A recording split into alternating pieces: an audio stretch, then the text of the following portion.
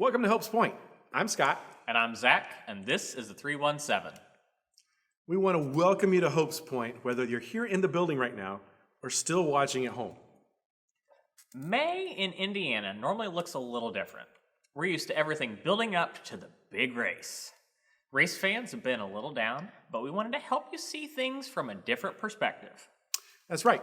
You know, racing was never really canceled. Don't believe me? Instead of the 500 or the 400, we now have the 465. It's just like NASCAR, but under a caution flag. There's even been a new race added to the circuit. It's called the Walmart 500. It happens every time they put out more toilet paper. You know, Zach, I recently found out how they came up with the name NASCAR. Really? How's that? Well, I'll tell you. There's these two good old boys down south. They were watching a couple of cars, and they were racing, and they said, "That there's a nice car." Not only are you intelligent, but you're also very informative. Throughout this whole time that we've been going through of social distancing, we've been adding different ways for you to stay connected. You can follow us on Facebook, Twitter, Instagram, and YouTube, as well as a Midweek Minute and Foundations Online. So be sure to check all those out. You can now also give online at our website. If you feel more comfortable mailing it in or dropping it off at the church, if you're in the building, you can place your offering in the plates, in the back, or in the box on your way out. If you're watching online, please know that you can communicate with us right now by using the live chat option on your screen.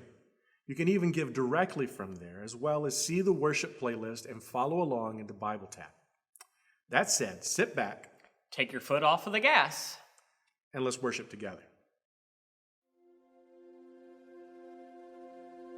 Extraordinary men and women went before us with unmatched resilience. Enduring hardship, when called upon to defend and liberate, they said yes. They found courage to rise with every sun, loyalty toward their country, discipline for every command. Even in the darkest hours, they said yes. They cherished and fought for freedom, so those coming behind them were assured of it. And when the moment came for them to give it all, their futures never to be written, they said yes. Today we think upon their sacrifice and find our way to honor them, saying yes to making the most of what they gave us and filling the earth with God's goodness. We thank them for their yes. They will never be forgotten.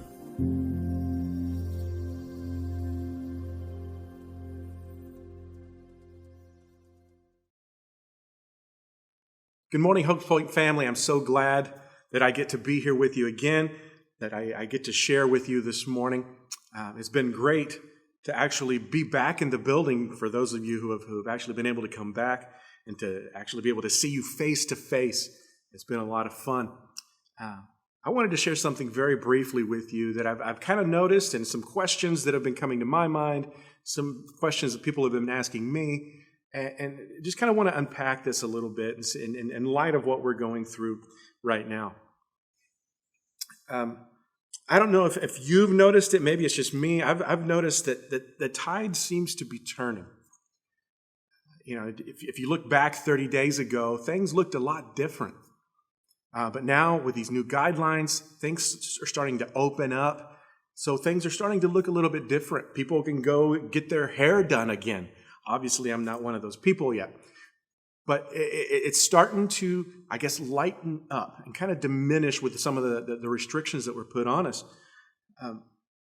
So the question has no longer been, are we going to make it through these days? But now the question we really are to ask ourselves, or should be asking ourselves, is what are these days going to make of us? We all would used to say, I did all the time, if I could just have a little bit more time, if I could just take a break and have this time to do that. And well, you know what? We all got it. Now, what have we done with it? And what are we going to continue to do with it? I don't think any single one of us would have chosen these circumstances. I don't like them. I'm sure you don't either. We never asked for it, but we're in the middle of it. So who are we going to be on the other side of this? And how can God use this in us on the other side of this?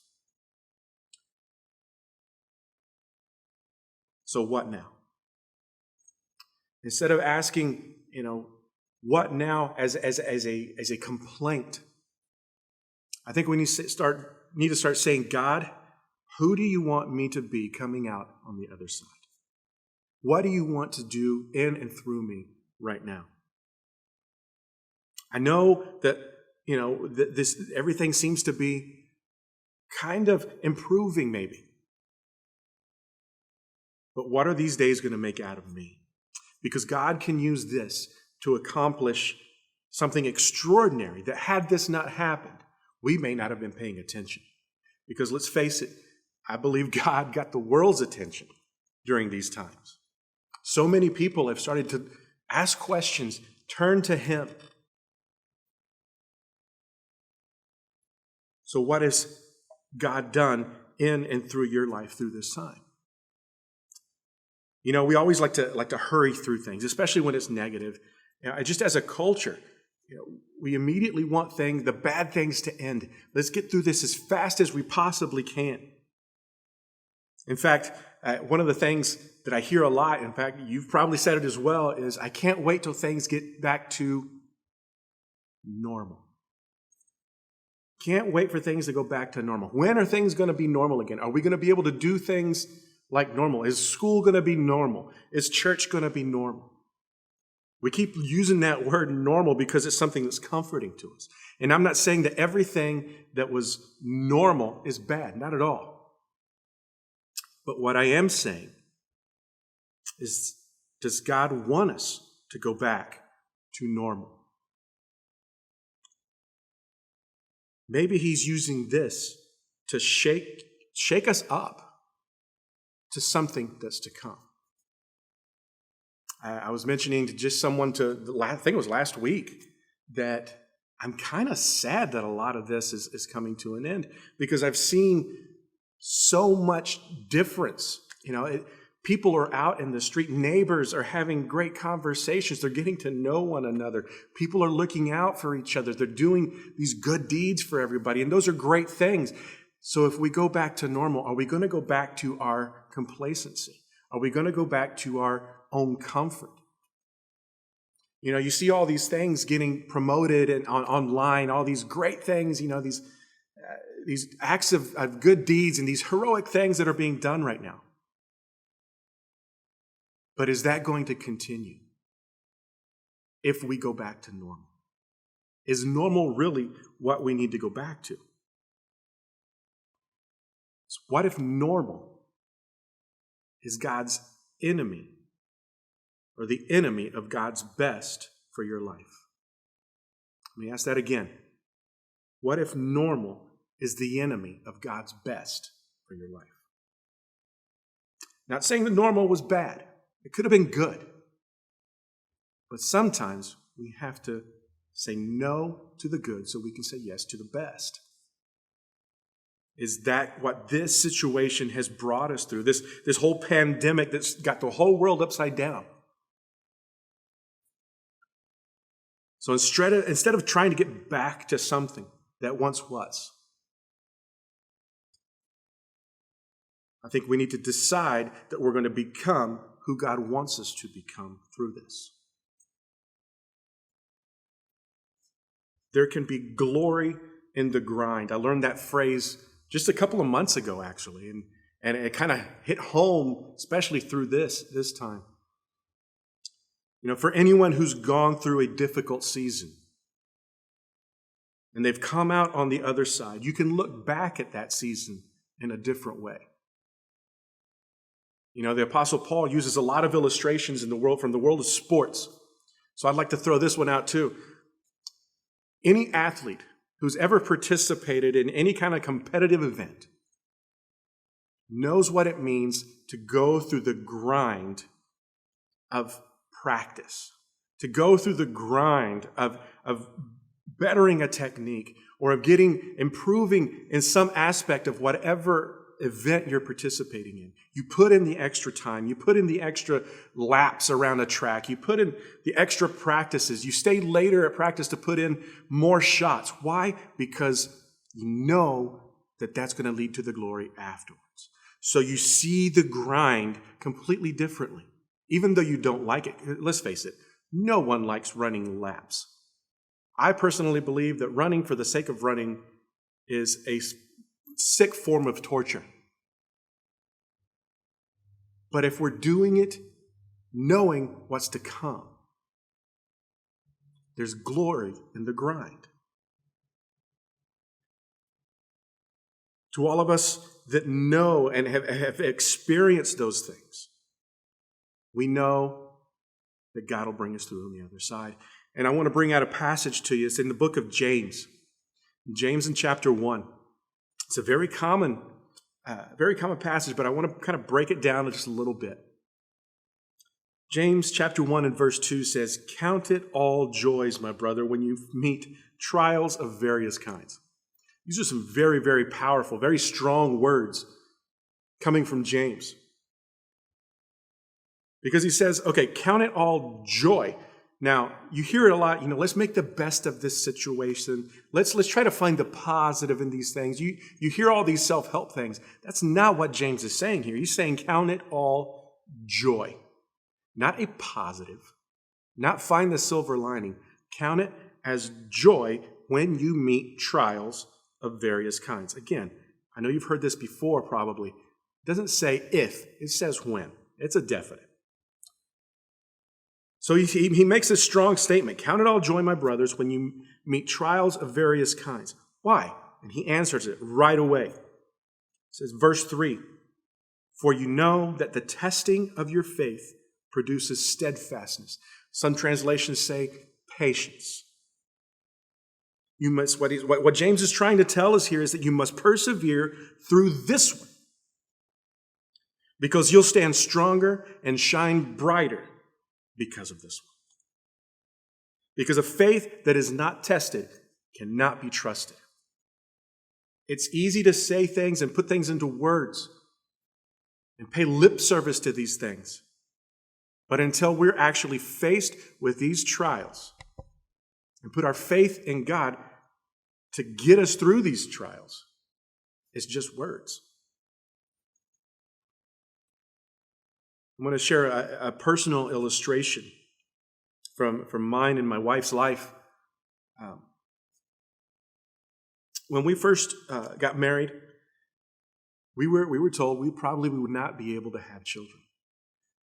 However, my wife got pregnant, and it was I can't even put into words what that was like. It was a straight up miracle from God.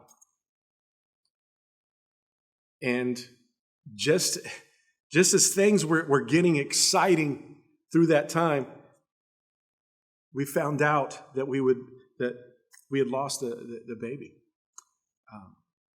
And to be perfectly honest with you, that was probably the worst night of my life. I asked God so many times, why this, why now? Fast forward a couple of years, we had the same scenario, and we lost the child again. But this second time was different.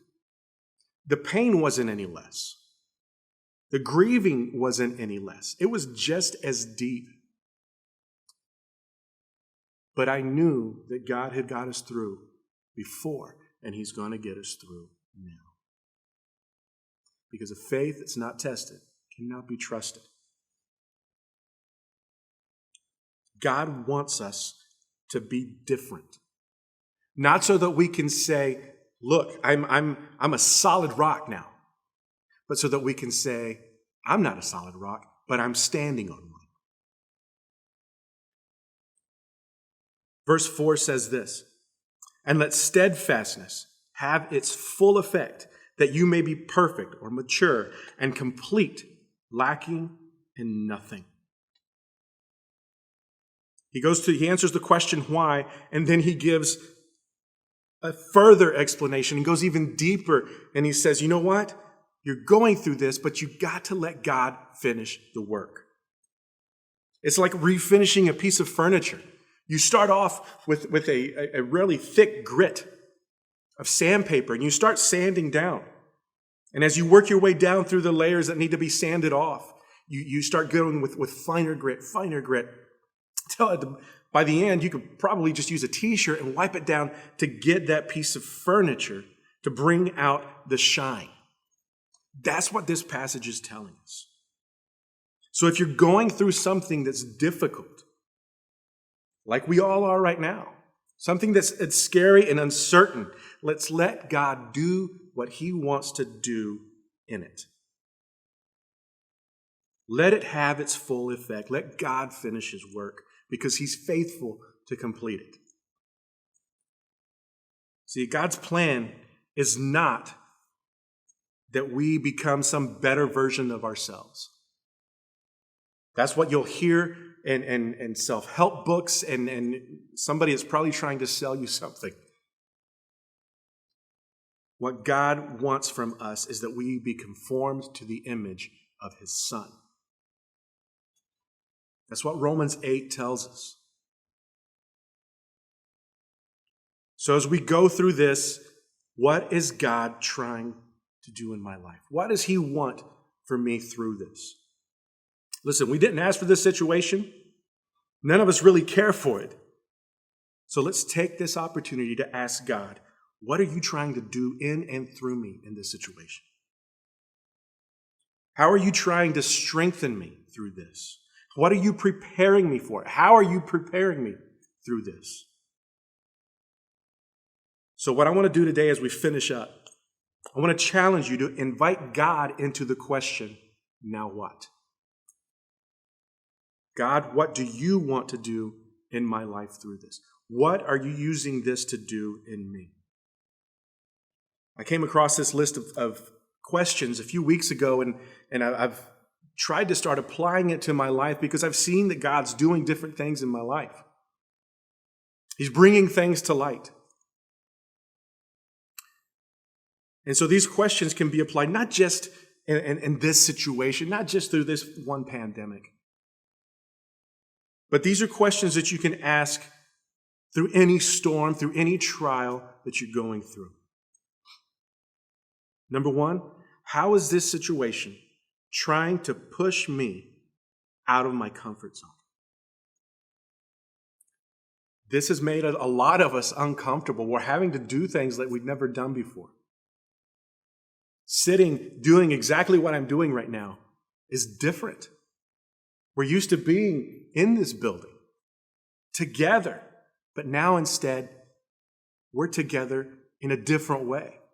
What is God trying to do? What comfort zone is he trying to pull me out of? Next question is, how is God trying to change me? What are areas of my life that need to use some of that thick grit sandpaper?